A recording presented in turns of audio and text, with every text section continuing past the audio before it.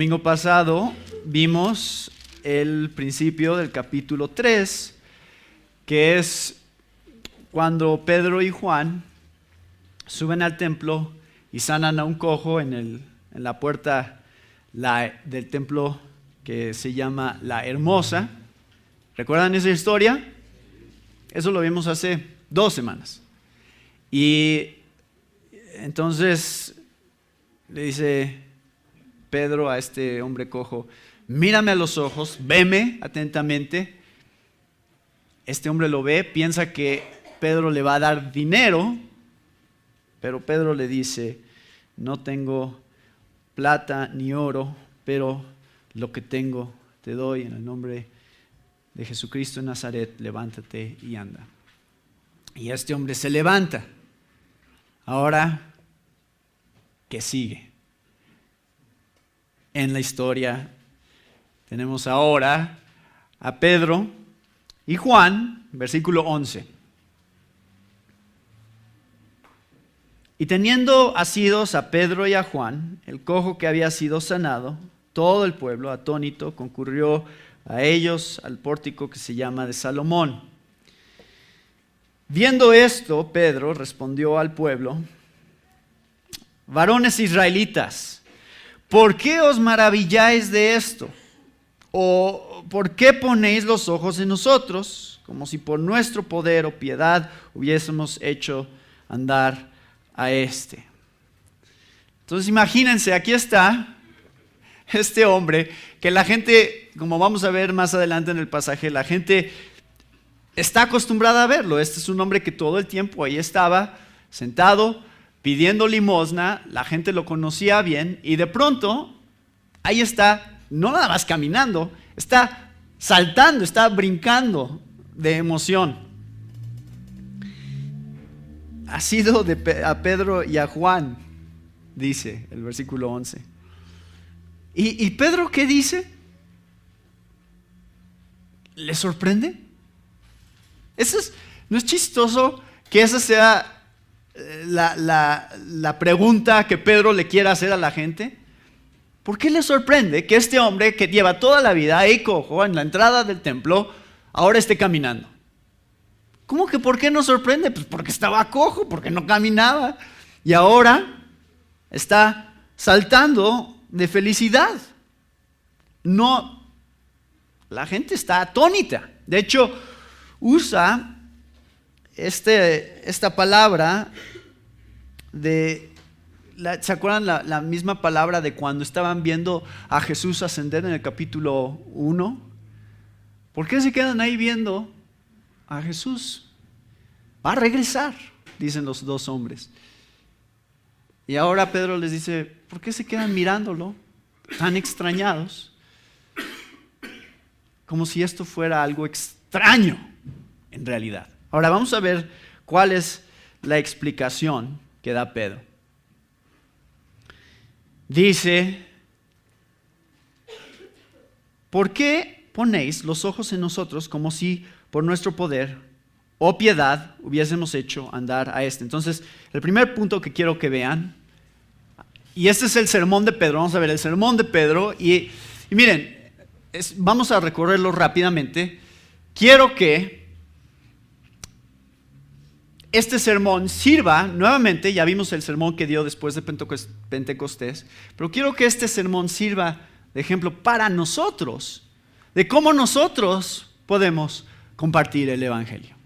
Ya estuvo hablando Stan acerca del fenómeno de lo que está sucediendo alrededor del mundo, donde la gente está escuchando las buenas nuevas de salvación. ¿Cuáles son estas buenas nuevas? ¿Qué dices? ¿Cómo compartes? Esta es una tarea de todos los cristianos en todo el mundo, no nada más de los misioneros que están enviando a diferentes países. Todos tenemos la misma tarea, que es compartir de qué se trata la vida cristiana. ¿Cómo es que te haces cristiano? Pedro va a explicarlo claramente. El primer punto que quiero que vean es: no se trata de mí, se trata de Jesús. Entonces, esto creo que Pedro lo deja clarísimo, porque dice: ¿por qué ponen los ojos en nosotros? Pedro inmediatamente está tratando de desviar la atención de lo que acaba de suceder, porque obviamente es algo milagroso, algo sobrenatural lo que acaba de suceder. Y Pedro está diciendo, no nos vean a nosotros. ¿Por qué nos ven a nosotros? No se trata de nosotros. Y este es el punto que creo que Pedro está tratando de señalar. Es que Dios no obra en base a nuestras cualidades internas o externas. Dios no anda ahí por el mundo buscando a ver quién va a usar, basado en qué tantas cualidades tengamos nosotros, ya sea de piedad, o sea, de cómo nos comportamos, o de poder, como que tenemos ciertos dones especiales o ciertas habilidades especiales. Dios no trabaja en base a esas cosas, lo cual debería ser un ánimo para la mayoría de nosotros. Porque si empezamos a pensar y a considerar, muchas veces si quiero compartir mi fe y empiezo a considerar qué tan hábil soy realmente para explicar las cosas, me lleno de miedo, me lleno de duda, me lleno de temor, porque sé que en mí no hay la capacidad para convencer a la gente. Entonces, sé que en mí no está esta capacidad para comunicar efectivamente de tal manera que la gente quede completamente convencida de lo que les voy a decir. Y eso espero que sea un ánimo para ustedes. Número 2, creo que Pedro continúa hablando y dice, el Dios de Abraham, de Isaac y de Jacob, el Dios de nuestros padres, ha glorificado a su Hijo, o algunas traducciones dicen a su siervo Jesús, a quien vosotros entregasteis y negasteis delante de Pilato.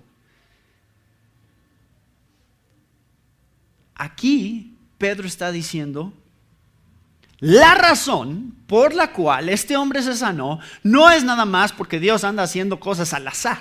No es nada más porque Dios está diciendo, a ver, ahora qué se me ocurre hacer. A ver a quién sano hoy. Dice Pedro, no, hay una razón por la cual Dios hizo este milagro.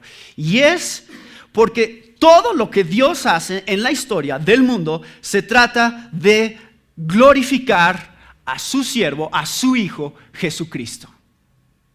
De eso se trata todo lo que hace Dios. ¿Por qué estamos hoy aquí? ¿Cuál es la razón de nuestra existencia como iglesia? Que Dios quiere glorificar a su Hijo Jesús. Y Pedro hace énfasis aquí en que este es el Dios de Abraham, de Isaac y de Jacob. Obviamente aquí está esta multitud judía en el templo. Y Pedro les está diciendo algo que ellos entienden completamente. Esto no es algo nuevo, esto no es una nueva religión que acaba de surgir de pronto y una nueva moda que les está invitando a seguir. Les dice, no, este templo, aquel que mandó a construir este templo con medidas específicas. Ese Dios de Abraham y de Isaac y de Jacob, que ustedes conocen toda la historia, ese es el mismo Dios que está glorificando a Jesús. No es nuevo lo que les estoy diciendo. Ya ha venido existiendo desde siglos atrás. Y dice Pedro, ese es el tema de todas las escrituras. Todas las escrituras, todo el tiempo, realmente, ¿de quién estaban hablando? De Jesús. Todo estaba apuntando hacia Él. Véanlo, está una y otra vez. Nada más les voy a guiar a lo largo de este pasaje, todavía no llegamos ahí. Pero quiero que vean, por ejemplo, en el versículo 18, Dios ha cumplido así lo que había antes anunciado, habló Dios por boca de sus profetas, que su Cristo había de padecer. Versículo 20, y Él envíe a Jesucristo que os fue antes anunciado, a quien de cierto es necesario que el cielo lo reciba hasta los tiempos de la restauración de todas las cosas. de que habló Dios, ahí está otra vez, habló Dios por boca de sus santos y profetas que han sido desde tiempo antiguo, porque Moisés dijo a los padres: el Señor vuestro Dios os levantará profeta entre vosotros, hermanos, como a mí, a él oiréis en todas las cosas que os hable, y toda alma que no oiga a aquel profeta será desarraigada del pueblo. Vean el versículo 24, y todos los profetas, ¿desde dónde? Samuel en adelante, ¿cuántos han hablado? También han anunciado estos días. Imagínense, Samuel habló de Jesús, David habló de Jesús, Moisés habló de Jesús, todos hablaron de Jesús. Versículo 25, vosotros sois los hijos de los profetas y del pacto, lo que Dios prometió, que Dios hizo con nuestros padres, diciendo a Abraham: en tu simiente serán benditas todas las familias de la tierra. O sea, el punto de Pedro es, esto no es nuevo, esto es exactamente de lo que todos los profetas, todos los personajes del Antiguo Testamento habían estado hablando todo el tiempo. No se daban cuenta exactamente la extensión, pero ellos sabían que algo vendría, alguien vendría. Desde Génesis 3:15 tenemos la promesa de una batalla entre la simiente de la mujer y la serpiente. Profecía tras profecía. A ver, van a matar corderitos. Cada vez que pequen van a hacer un sacrificio y van a derramar sangre. Y eso es lo que va a cubrir sus pecados. ¿Sí? ¿De veras un animal va a cubrir mis pecados? No, está apuntando hacia otro sacrificio que sí va a cubrir realmente sus pecados. Eso es lo que está pasando. Y una y otra vez los profetas siguen hablando: alguien viene, hay un Mesías, alguien va a cargar con el pecado del pueblo. Y aquí está, básicamente, les hice énfasis en este punto de el versículo 13, donde dice: ha glorificado a su siervo Jesús, porque siervo es la otra palabra que se puede traducir aquí, a su siervo Jesús, que creo que es la palabra que Pedro habría usado, que habría apuntado a su audiencia hacia el lenguaje de Isaías 52. En un momento vamos a ir ahí, pero ese es un pasaje muy, muy específico en cuanto al papel que iba a cumplir el siervo de Dios, que dice Pedro es Jesús. Entonces, la palabra clave aquí es anunciado, hablado, dijo, pactó. Todas esas palabras que hay a lo largo de este pasaje creo que son claves para mostrar que el tema de todas las escrituras es Jesús. Así que ahí empieza Pedro, este es donde comienza su sermón. Recuerden, este no es todo el sermón, es un resumen, una síntesis de su sermón, pero podemos encontrar todos los elementos importantes de lo que dijo ese día aquí. La segunda cosa que quiero que noten es que dice Pedro: somos culpables. Ustedes son culpables. Y yo sé que esto no es muy popular necesariamente, empezar hablándole a la gente de qué tan mala es, pero eso es a lo que va. Vean lo que dice el versículo 13, la segunda mitad. Su Hijo Jesús, su siervo Jesús, a quien vosotros entregasteis y negasteis delante de Pilato, cuando éste había resuelto ponerle en libertad. Imagínense, le está diciendo Pedro: miren, aún un dictador pagano, malo, porque ese es el concepto que ellos habrían tenido acerca de Pilato, la percepción que la gente tiene de otros políticos hoy en día. Aún él tuvo mejor juicio en cuanto a Jesús, tratando de dejarlo libre. Sí, yo no veo su culpabilidad. A mí me gustaría dejarlo libre. Ustedes no dejaron de que lo pusiera en libertad. Ese es el énfasis que está haciendo Pedro aquí. Ustedes son culpables. Y quiero que noten que aquí usa varios verbos de lo que hicieron. Dice, lo entregaron, lo negaron, y el versículo 15, lo mataron. Pedisteis que se os diese un homicida y matasteis al autor de la vida, a quien Dios ha resucitado de los muertos, de lo cual nosotros somos testigos. Entonces aquí están los puntos importantes acerca de este concepto de la culpabilidad que vamos a ver en un momento. O sea, recuérdenlos, vamos a regresar ahí en un segundo. Pero quiero que vean algo súper interesante aquí que viene en el versículo 17, porque eso es algo que dice Pedro diferente a lo que dijo en su discurso de Pentecostés. Dice, versículo 17, mas ahora, hermanos, sé que por ignorancia lo habéis hecho, como también vuestros gobernantes. ¿A qué se refiere Pedro cuando dice esto ahora? Si ustedes son culpables, ustedes lo mataron, aunque sé que lo hicieron en ignorancia. Pues la pregunta que tendríamos que hacernos es, ¿nos hace inocentes la ignorancia? Y creo que parte de la respuesta viene en Hechos capítulo 17. Más adelante Jairo mencionó eso en el mensaje el domingo pasado, que fue el mensaje de Pablo en el Areópago. Una parte de ese mensaje, en una parte dijo Pablo, por tanto, habiendo pasado por alto los tiempos de ignorancia, Dios declara ahora a todos los hombres en todas partes que se arrepientan. Y en 1 Corintios, capítulo 2, versículo 8, leemos, sino que hablamos sabiduría de Dios en misterio, la sabiduría oculta que desde antes de los siglos Dios predestinó para nuestra gloria, la sabiduría que ninguno de los gobernantes de este siglo ha entendido, porque si la hubieran entendido, no habrían crucificado al Señor de gloria. Si hubieran ellos sabido en realidad lo que estaban haciendo plenamente, no lo habrían hecho. ¿Se dan cuenta de las implicaciones que salen de este pasaje? Ellos lo están haciendo por conveniencia.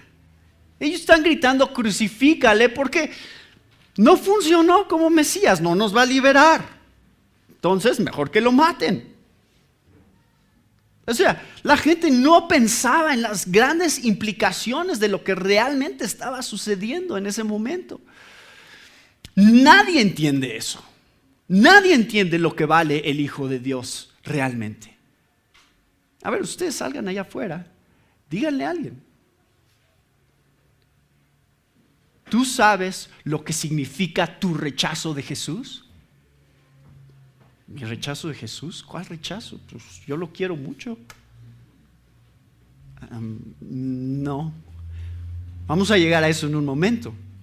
La gente no entiende lo que está rechazando. La gente no entiende lo que está pasando realmente. Entiende una parte. Entiende una parte porque, como dice Pablo en Romanos 1:20, nadie tiene excusa. ¿Por qué nadie tiene excusa? Porque todos tienen la creación delante de ellos. Y la creación está apuntando hacia Dios. Entonces, no puedes decir que no sabes que hay un Dios. Que no entiendas la extensión de quién es este Dios y de lo que significa que su Hijo Jesucristo haya venido aquí a la tierra, eso es otra cosa. Entonces, la ignorancia de esta gente se basa principalmente en el hecho de que no entienden la extensión de lo que está sucediendo. Y por eso Jesús dijo en la cruz, Padre, perdónalos porque no saben lo que hacen. Bueno, obviamente sabían que estaban matando a Jesús, pero ¿sabían quién era Jesús? ¿Sabían lo que estaban poniendo realmente sobre de ellos, la gran culpabilidad de rechazar al mismo Hijo de Dios? ¿Lo entendían? No lo entendían. No lo entendían. Y Pedro está diciendo aquí, miren, ustedes no lo entendían, pero no significa que sean inocentes. Siguen siendo culpables, aunque no sepan lo que están haciendo. Y vamos a ver eso en un momento, porque viene en los versículos que leímos, versículo 13 y versículo 14. Somos culpables. ¿Por qué somos culpables? Aunque estemos en un cierto grado de ignorancia al no entender quién es realmente Jesús, al no haber escuchado ni entendido realmente lo que estaba pasando cuando este hombre fue crucificado. ¿Por qué es que somos culpables? Número uno, porque lo entregamos. Lo entregamos así como Judas lo entregó.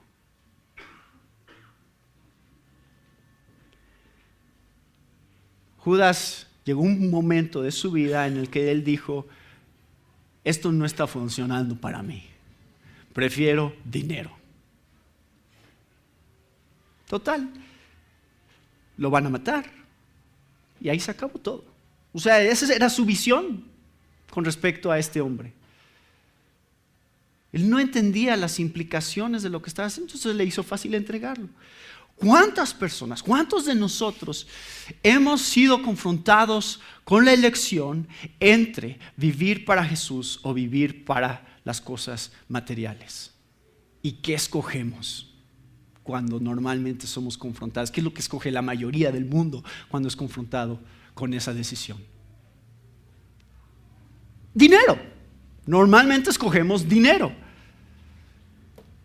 Lo entregamos a Jesús. Número 2, dice Pedro, lo negasteis. Y aquí, esta es la parte, este es el verbo que usa Pedro 2 veces. Dice en el versículo 13, lo entregasteis y negasteis. Y nuevamente en el versículo 14, mas vosotros negasteis al santo y al justo. A ver, Pedro, a ver, piensa en esto que está pasando aquí. Pedro está hablando. ¿Quién negó a Jesús? Pedro negó a Jesús. Él sabe exactamente lo que está diciendo aquí.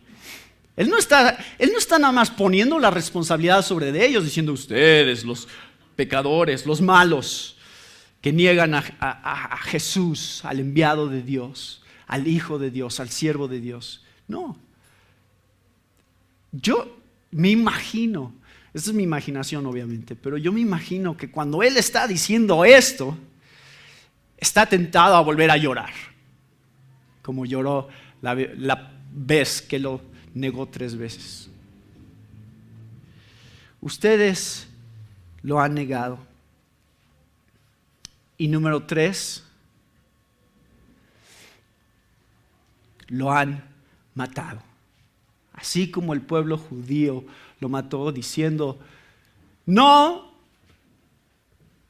sueltes a Jesús, a él crucifícalo, mejor danos a Barrabás. Aquí está. Dice Pedro: ustedes escogieron a un delincuente. Ahí estaba el santo, el justo, el que era perfecto, el que no había hecho nada malo, y ustedes escogieron lo malo. O sea, Barrabás es representado como el pecado aquí, como escoger lo malo y rechazar la santidad, la pureza de Dios y lo que Él es y representa en la persona de Jesucristo.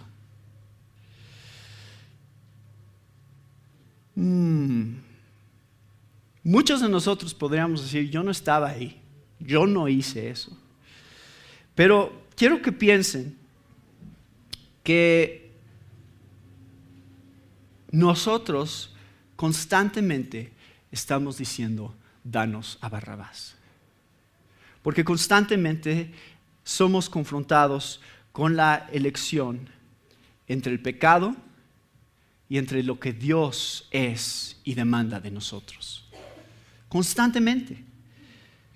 Constantemente estamos escogiendo la muerte sobre de la vida.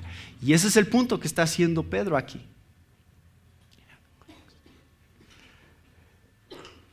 Dice: ustedes mataron al dador de la vida. ¿No es irónico? Él es la razón por la que tú estás aquí y lo rechazas. Dices, no tengo que tener nada que ver con Él.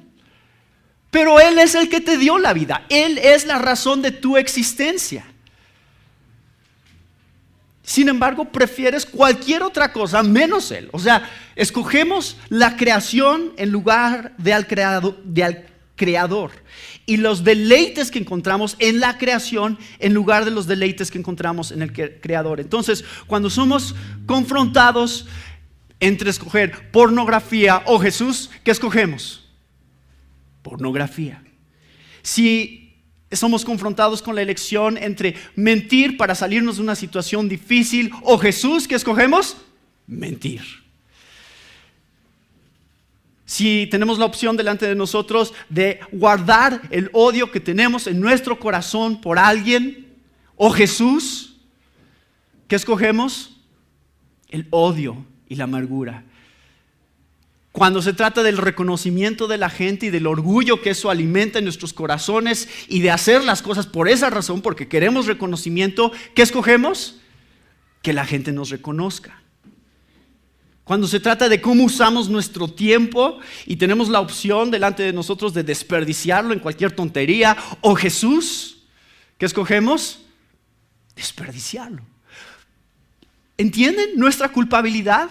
Estos somos nosotros. Eso somos exactamente nosotros, porque fue la misma decisión con la cual fueron confrontados los judíos y escogieron a Barrabás, representando el pecado y todo lo malo, todas las cosas que son en contra de la santidad de Dios, y rechazar a Jesús y decir, sí, a Él crucifícalo, yo me quedo con Él.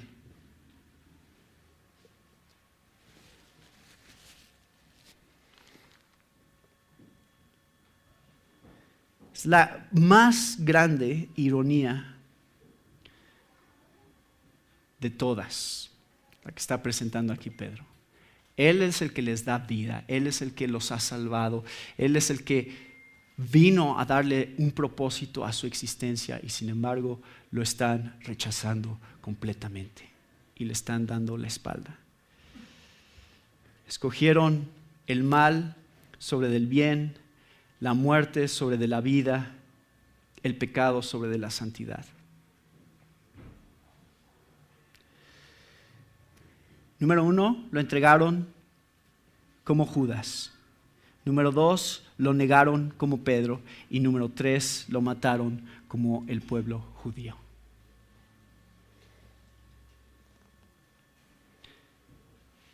Ahora,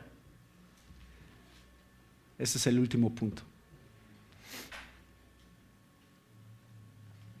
Quiero que vean el otro lado. Este es un pasaje de contrastes. Ahora, Pedro no nada más habla de las maldiciones que existen. Fíjense lo que dice el versículo 23. Toda alma que no oiga a aquel profeta será desarraigada del pueblo, será destruida. O sea, es una advertencia muy fuerte para aquel que rechaza a Jesús. Entonces tiene este aspecto tan negativo, tan poco popular para nosotros. Hoy en día diríamos, yo no quiero predicar así. Si tú rechazas a Jesús serás destruido. Eres culpable, tú crucificaste a Jesús, tú lo negaste. Así es como está hablando Pedro. Pero el punto es que no se queda ahí. El punto es que ahora va al otro lado de esta situación con la cual está confrontando a su audiencia y les dice, ¿saben qué? Pero, hay un pero grandísimo que ustedes tienen que saber. Este Jesús, enviado por Dios, al cual ustedes mataron, en realidad murió por ustedes. Y en realidad, aunque ustedes no sabían lo que estaban haciendo, Dios sí sabía lo que estaba haciendo. Y en realidad Dios sí quería que Él muriera en una cruz, porque precisamente ustedes eran quien Dios tenía en mente cuando envió a su Hijo. Y dice versículo 18. Dios ha cumplido así lo que había antes anunciado por boca de sus profetas, que su Cristo había de padecer. Número 1, Dios habló y podemos tener confianza en que Él cumple sus promesas. Dios ya había estado prometiendo, sí voy a proveer una manera para salvarlos, sí voy a proveer un sacrificio que va a ser suficiente para que ustedes puedan ser reconciliados con Dios, sí lo voy a hacer, sí lo voy a hacer, sí lo voy a hacer, y la gente dice, ¿cuándo, Señor? Y cuando llega el momento, lo rechazan.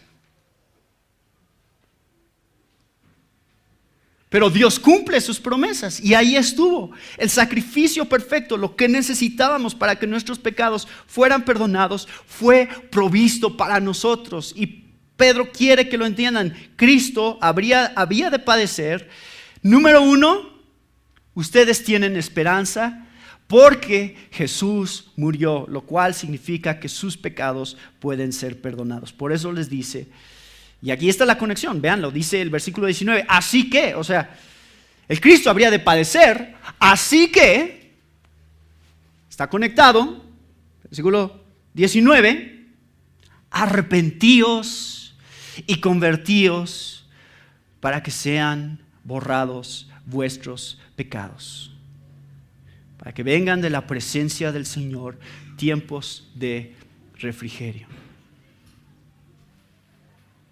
Este siervo de Dios que había sido profetizado en Isaías 52, he aquí mi siervo prosperará, será enaltecido, levantado y en gran manera exaltado. Dice Pedro, murió para que tú y yo pudiéramos ser reconciliados con Dios, para que nuestros pecados pudieran ser borrados.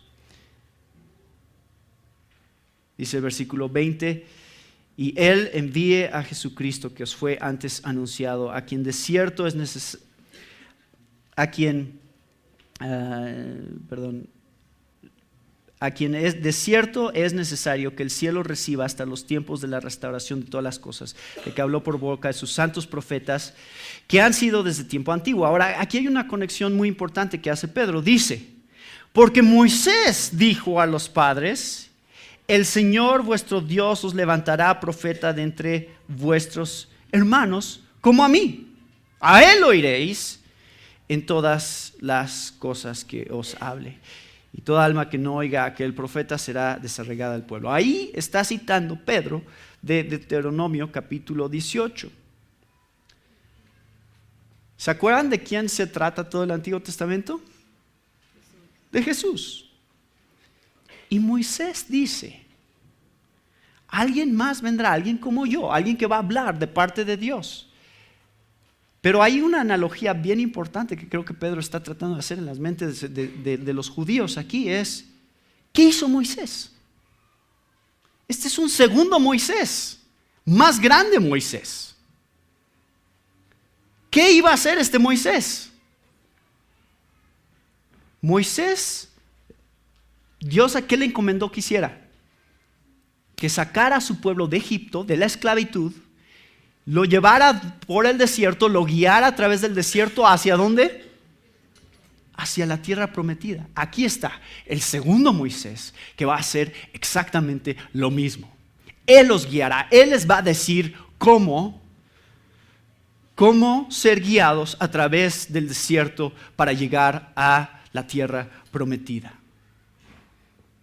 Él los guiará, Él le va a hablar. Jesús fue no nada más sacerdote, no nada más rey, también fue profeta de parte de Dios. Él cumplió todos esos oficios que existían en el Antiguo Testamento para mostrarnos el camino hacia Dios. Existían en el tiempo de los judíos ciudades de refugio, y entonces si tú matabas a alguien accidentalmente, si era accidental, podías escaparte a una de estas ciudades de refugio para que no te hicieran nada. Y quedarte ahí por si la familia de la persona que había muerto quería vengar la muerte, tú te podías ir a una de estas ciudades de refugio. Y creo que todo lo que está diciendo Pedro aquí, no sé si él lo habría explicado todavía en más detalle originalmente, pero hay ciertas cosas cuando dice arrepentíos y convertíos, dense la vuelta, corran. O sea, van en una dirección, vayan en la otra. Corran hacia Jesús. De eso se trata el arrepentimiento. No se trata nada más de sentirte mal porque eres culpable. Ay, hice algo malo, me siento mal por haber hecho algo malo. No, corre en la dirección opuesta, corre hacia Jesús. Refúgiate en Él. ¿Se acuerdan de la diferencia entre Pedro y Judas? Ambos hicieron algo terrible en relación a Jesús, pero Judas se quedó en el sentirse mal, el sentir remordimiento por lo que había hecho, y Pedro al final se refugió en el perdón y en la restauración de su relación con su Mesías, Jesús. De eso se trata la vida cristiana, y eso es a lo que creo que está Pedro apuntándonos. Cuando los invitan a un evento y les dicen, va a haber refrigerio, se animan un poquito más para ir, ¿no? Va a haber un tiempo de refrigerio. Entonces dices, sale, entonces sí vamos. Porque necesitamos eso. Necesitamos algo que nos sostenga. Estamos viviendo nuestras vidas en una etapa de la historia en la cual necesitas un fundamento para tu vida. Va a venir algo difícil a tu vida. ¿Sobre qué estás parado? O sea, un día te van a diagnosticar cáncer, probablemente. Un día te van a decir, sabes que ya no tienes trabajo. Un día alguien muy cercano a ti va a morir. Cosas terribles vienen. ¿Sabes qué necesitas? Refrigerio, algo que te sustente. Algo en tu vida que sea más profundo que cualquier circunstancia que puedas enfrentar. Y eso es exactamente lo que Pedro les promete. Dice, si sus pecados son perdonados, borrados por Dios, vendrán tiempos de refrigerio en la presencia del Señor. Tendrán el sustento que necesitan.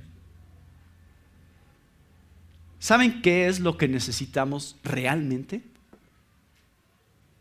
El perdón de pecados. Eso es lo que realmente necesitamos. Y la gente no lo sabe. No lo sabe. Vive con un sentido de culpa, porque todos entendemos hasta cierto punto nuestra culpabilidad delante de Dios, porque sabemos que nuestra naturaleza se inclina hacia el lado del pecado normalmente. Nuestra naturaleza siempre se va casi en esa dirección. Sabemos que algo está mal. Sabemos que algo está descompuesto en este mundo. El huracán que acaba de pegar en Haití debería ser un recordatorio de eso. Las cosas no son como deberían de ser. ¿Por qué? Por el pecado. Esa es la única razón por la cual las cosas no funcionan como deberían. Y la gente tiene un sentido de que las cosas deberían de arreglarse, pero no saben cómo se pueden arreglar. Piensan que si puedo ignorar esas cosas, a lo mejor así es una manera de vivir la vida, ignorando las cosas malas, las cosas feas. Pensamiento positivo, ¿no? Todo es bonito y las energías del universo, si pienso suficientes cosas bonitas como mariposas y pájaros y cositas así, entonces estoy atrayendo energías positivas del universo a mi vida, y entonces mi vida ya, o sea, ignorando la realidad que nos rodea. Eso no es la solución. Tú tienes que ser confrontado con la realidad que te rodea. La realidad que te rodea está gritándote pecado, culpabilidad, algo está descompuesto, algo se tiene que arreglar. Algo tiene que pasar, y el mundo no puede hacerlo. El mundo te puede condenar por tu pecado, eso sí. Pues ay, qué mala persona eres. O el mundo puede ignorar tu pecado, esa es otra cosa que también el mundo hace muy bien. Pero el mundo no te puede perdonar. Porque tú no has pecado contra el mundo, has pecado contra Dios. Y eso es lo que realmente necesitas. Que Dios diga, sí, te perdono. Sí, las cosas se arreglaron entre nosotros. Estamos bien. Esa es la necesidad que existe en cada una de nuestras vidas, la necesidad más profunda que hay. Y podemos pensar, es que yo siento que no soy tan malo, yo siento que las cosas que he hecho no son tan terribles, yo siento que soy esencialmente una buena persona, pero el problema es que siempre estamos midiendo las cosas que hacemos en relación a qué tanto impacto tengan ahorita, ¿no? Si yo miento ahorita y pues fue una mentirita pequeña, o si robo algo pero es pequeño, entonces fue algo pequeño, y mido en términos del impacto que eso tiene, socialmente hablando. Si no tuvo mucho impacto, no me metieron a la cárcel, si no es de esa magnitud lo que hice, entonces no debe ser tan grave, porque todos lo hacen. El problema de esa mentalidad es que falla en ver que la ofensa no se puede medir en relación nada más al impacto de la consecuencia en el momento. La ofensa se tiene que medir en relación al valor de aquel que ha sido ofendido. Entonces, no es lo mismo que yo le robe algo a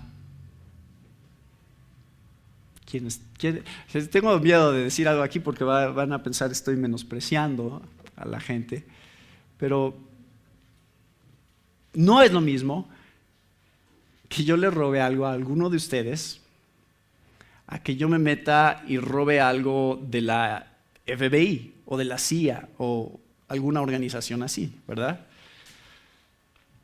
Me quitaste la información de mi contacto de mi teléfono.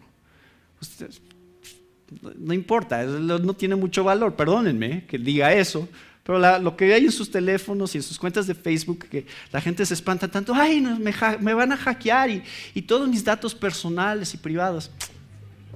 No hay nada privado y no vale mucho tu privacidad en realidad, porque ¿qué puedes estar escondiendo?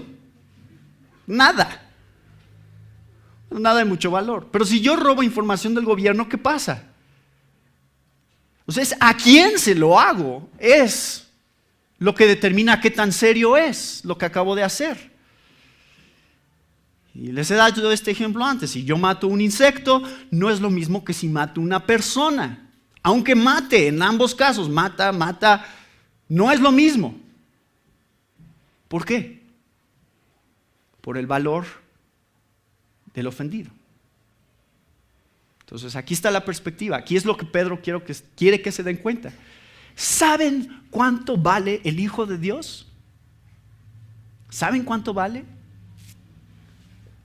Ustedes no saben qué tan seria es su ofensa realmente. Si ustedes supieran cuánto vale Dios, se darían cuenta que la más mínima ofensa es digna de castigo eterno. Y del peor tipo de castigo que pueda existir en la eternidad. Porque Dios vale así de tanto. No es lo mismo lo que yo te puedo hacer a ti que lo que le puedo hacer a Dios. La cuestión es que cuando yo le hago a alguno de ustedes, en realidad al que se lo estoy haciendo es a Dios. Y es por eso que Dios lo toma tan en serio. O sea, ¿ven eso aquí? ¿Lo ven en el mensaje de Pedro? Pedro está diciendo eso. O sea, primero les pone quién es contra el que han pecado. Ustedes son culpables porque es Jesús, el Hijo de Dios, el siervo de Dios, aquel a quien todo el Antiguo Testamento está apuntando, aquel por quien Dios hace todas las cosas, todo es para su gloria. Él es contra quien ustedes han pecado. Si ustedes supieran lo que eso representa, se darían cuenta en cuántos problemas están realmente. No se dan cuenta. No se dan cuenta cuánto necesitan el perdón de Dios en sus vidas. Y por último, dice, aquí está el tercer punto que menciona Pedro. Número 3, hay esperanza, hay bendición para las naciones, que es interesante porque esto está en el versículo 26. Dice, primero fue a los judíos, como dice Romanos 1:16. El mensaje, los profetas, la elección de Dios, primero fue con los judíos, pero ustedes también. Ustedes gentiles también. Nosotros. A mí no me molesta ser el segundo. Dios quiere incluirme, Dios quiere perdonarme a mí. Yo no me molesta que no haya sido el primero. El punto es que Dios me buscó a mí también. Estoy contento de eso, estoy agradecido por eso, porque Dios le prometió a Abraham. ¿Saben de dónde está citando aquí Pedro? Habiendo levantado a su hijo, lo envió para que os bendijese. Dice que le prometió a Abraham en el versículo 25, en tu simiente serán benditas todas las familias de la tierra. Esta bendición, aquí está 2 veces, versículo 25, versículo 26. ¿Saben de dónde está citando Pedro en el versículo 25? De Génesis 22, 18. ¿Y saben qué acababa de pasar en Génesis 22, 18?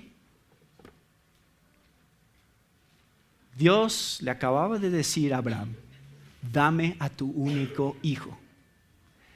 Y ya cuando estaban arriba, ya cuando estaba todo listo para el sacrificio, un ángel del Señor dijo, no mates a tu hijo. Y había un carnero atorado a los cuernos y dijo, ahí está, ese es el sacrificio, puedes matar a ese carnero en lugar de matar a tu hijo. Y eso era uno de esos eventos que estaba apuntando nuevamente hacia lo que iba a suceder en el futuro, donde Dios proveería al cordero, Dios proveería el sacrificio necesario para que tú y yo no tuviéramos que ser condenados por nuestro pecado. Y en ese contexto, después de ese evento, cuando Dios ve lo que hace Abraham, que sí estaba dispuesto a matar a su hijo, en ese contexto es cuando Dios le dice, en tu simiente serán benditas todas las familias de la tierra. ¿De quién estaba hablando? De Jesús. Dios tenía en mente lo que Jesús iba a hacer en ese momento. Dijo, ¿sabes qué, Abraham? Lo que acaba de pasar es una muestra de lo que va a pasar en el futuro, que va a bendecir a todas las naciones. Así como tu hijo no tuvo que morir, nadie de ninguna nación tendrá que morir si reciben mi sacrificio. Es increíble. Eso es exactamente lo que estaba pasando. Y Pedro hace nuevamente énfasis, no nada más en la muerte de Jesús, sino en su resurrección y en la restauración de todas las cosas. ¿Las cosas están descompuestas? Sí, sí están descompuestas. ¿Funcionan como deberían de ser? No, no funcionan como deberían de ser. Pero precisamente el plan de Dios es, a través de lo que Jesús ha hecho, restaurar todas las cosas, que es lo que dice el versículo 21. A quien de cierto es necesario que el cielo reciba hasta los tiempos de la restauración de todas las cosas. Dios desde un principio dijo, sí, las cosas se descompusieron, sí, en Génesis 3, ya no va a ser igual porque han pecado, ahora van a morir, ahora están separados de mí, y toda la historia se empieza a desarrollar con ese tema en mente. El pecado trae consecuencias y el pecado hace que hagamos cosas bien tontas y que nos destruyamos a nosotros mismos todo el tiempo por el pecado que hay en nosotros. Lo que tú estás viendo, todo lo que está mal con la sociedad, todo lo que está mal con las elecciones de Estados Unidos, es por el pecado. Pero dice Dios, ¿saben qué? Sigo en control. Las cosas no se han salido de control. Yo envié a mi hijo, cumplí esa parte, y cuando mi hijo se entregó, ¿saben qué significaba? Significaba que yo tengo el poder para arreglar todo nuevamente. Todas las cosas volverán a ser restauradas. Y la prueba que les doy es que no se quedó muerto, resucitó. Si ustedes creen que Él está vivo, ustedes también creen que Él puede arreglar todo y que Él sigue en control. No hay nada que se sale de su control y todo va en una dirección que es perfección nuevamente. todo será perfecto nuevamente. Estaremos en la presencia de Dios. Si hemos encontrado la reconciliación, el perdón de nuestros pecados, estaremos en la presencia del Señor para siempre, disfrutando de su gloria en perfecta relación con Él, disfrutando de deleites que nunca has imaginado. ¿Saben esta palabra de borrados? Sus pecados serán borrados, del versículo 19. Es la misma palabra que se usa en Apocalipsis para decir, Él limpiará, borrará toda lágrima de sus ojos. Así termina la historia. Lean los últimos capítulos de Apocalipsis si quieren saber cómo termina todo. Dice Isaías capítulo 53. Ciertamente Él llevó nuestras enfermedades y cargó con nuestros dolores. Con todo nosotros le tuvimos por azotado, por herido de Dios y afligido. Mas Él fue herido por nuestras transgresiones, molido por nuestras iniquidades. El castigo por nuestra paz cayó sobre Él, y por sus heridas hemos sido sanados. Todos nosotros nos descarriamos como ovejas, nos apartamos cada cual por su camino, pero el Señor hizo que cayera sobre Él la iniquidad de todos nosotros. ¿Cómo empezó todo esto? Ahí va Pedro y Juan diciendo, bueno, vamos a compartir nuestra fe en el templo, supongo. De pronto, soberanamente, se da esta situación del cojo. Y hace 2 semanas, les recuerdo lo que dijimos hace 2 semanas. Creo que este milagro de sanar a un cojo es símbolo de lo que Pedro iba a decir a continuación, que es, Dios ha venido a restaurar nuestra enfermedad. Dios ha venido a restaurar lo que estaba mal con nosotros. La sanación de este hombre cojo simboliza que los efectos del pecado han sido revertidos y la restauración de todas las cosas viene a través de Jesús. O sea, era una manera visible de ver una realidad espiritual. ¿Vieron a este hombre? Este hombre se sanó. ¿Por qué se sanó? Versículo 16. Porque creyó en Jesús. Jesús lo hizo. Déjenme decirles un poquito más de lo que realmente vino a hacer Jesús. Vino a reconciliarlos con Dios. Y eso es su necesidad más grande. Este hombre necesitaba caminar, sí necesitaba caminar, pero necesitaba más ser reconciliado con Dios. Necesitaba más entender que su pecado fuera perdonado por Dios. Y todos ustedes pueden disfrutar de lo mismo. Eso es en esencia el mensaje del segundo sermón de Pedro. Claro, no toda la gente lo entendió, no toda la gente lo creyó, porque obviamente viene que los arrestan por lo que acaba de suceder. Pero eso lo vamos a ver el próximo domingo.